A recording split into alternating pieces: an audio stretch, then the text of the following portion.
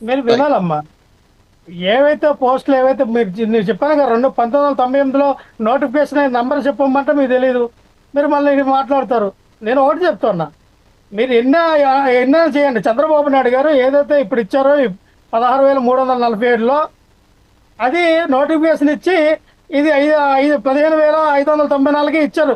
Okay, సంతోషం, మీకు కాదనట్లా. కానీ అందులో మీరు అమ్ముకున్నారని చెప్తూ ఉన్నాం కదా. అది మీ చెప్పేది ఏంటి?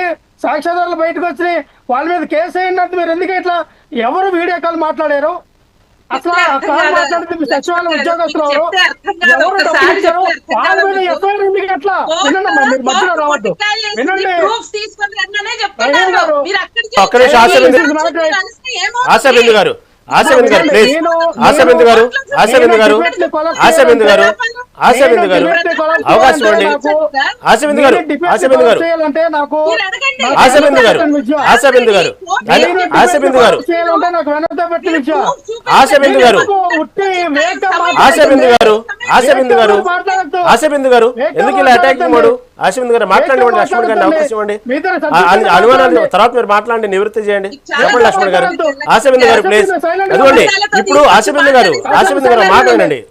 ఆశాబిందు గారు, ఆశాబిందు గారు, ఆశాబిందు గారు ఇలా మాట్లాడటం వల్లే, ఆశాబిందు గారు, ఆశాబిందు గారు ఇలా మాట్లాడటం వల్లే అనుమానాలు ఇంకా ఎక్కువ అవుతున్నాయి.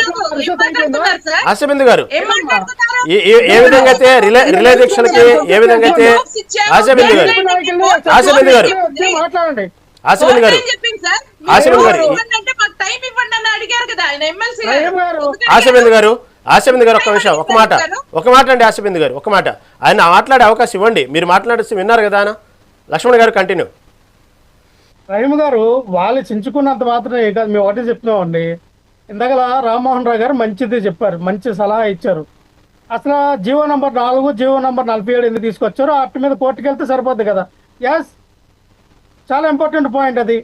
అసలు ఖచ్చితమైన పాయింట్ దాని మీద కూడా వెళ్తుంది. అందులో లీగల్గా వెళ్తారు, అందులో ఎటువంటి డౌట్ లేదు. అందులో అసలు మీరు 74 జీవోని సవరించవలసిన అవసరం వచ్చింది. జీవో నంబర్ ఎందుకు తీసుకొచ్చారు 4, జీవో నంబర్ 47 ఎందుకు తీసుకొచ్చారు?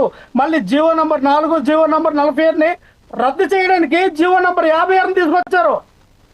56 ఎందుకు తీసుకొచ్చారంటే ఆల్మోస్ట్ ఈ 2 జీవోలు తీసుకొచ్చి ఎవరైతే టెట్ కానీ డిఎస్సి కానీ క్వాలిఫై అవ్వకుండా ఈ ఇచ్చినట్టు స్పోర్ట్స్ కోర్టులో ఎవరైతే ఉన్నారో వాళ్ళ యొక్క ఫుల్ఫిల్ అయిపోయిన తర్వాత ఆ 2 జీవోలు రద్దు చేయడానికి 56ని తీసుకొచ్చి మళ్ళీ డిఎస్పి క్వాలిఫికేషన్, టెట్ క్వాలిఫికేషన్ అవ్వాలని చెప్పి మళ్ళీ జీవో నంబర్ 56 తీసుకొచ్చారు.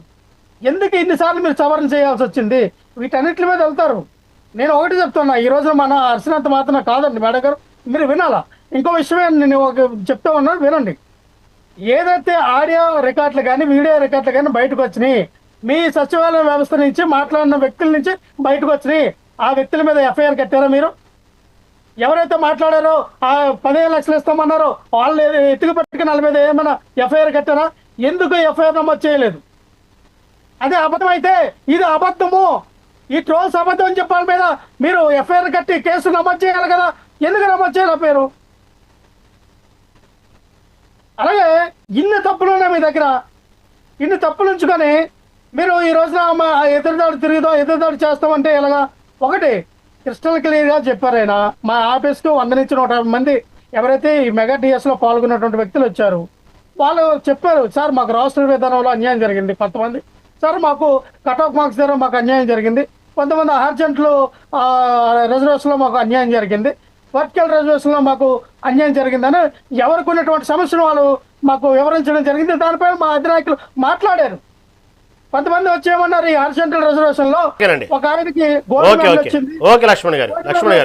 ఆయనకు ఉద్యోగం ఇవ్వలేదు, సిలవర్ మెడల్ వచ్చిన ఉద్యోగం ఇచ్చారని చెప్పి మాట్లాడారు. ఒకటే రహీం గారు, ఫైనల్ గా మేము చెప్పింది ఏంటంటే, ఏమైనా మీకు నిజంగా భయం లేకపోతే, నిజంగా మీకు చిత్తశుద్ధి ఉంటే, పారదర్శకత ఉంటే, మీరు నిజంగా అకౌంటబిలిటీగా ఈ ఆంధ్రప్రదేశ్ రాష్ట్ర నిరుద్యోగులకి ప్రజలకు మీరు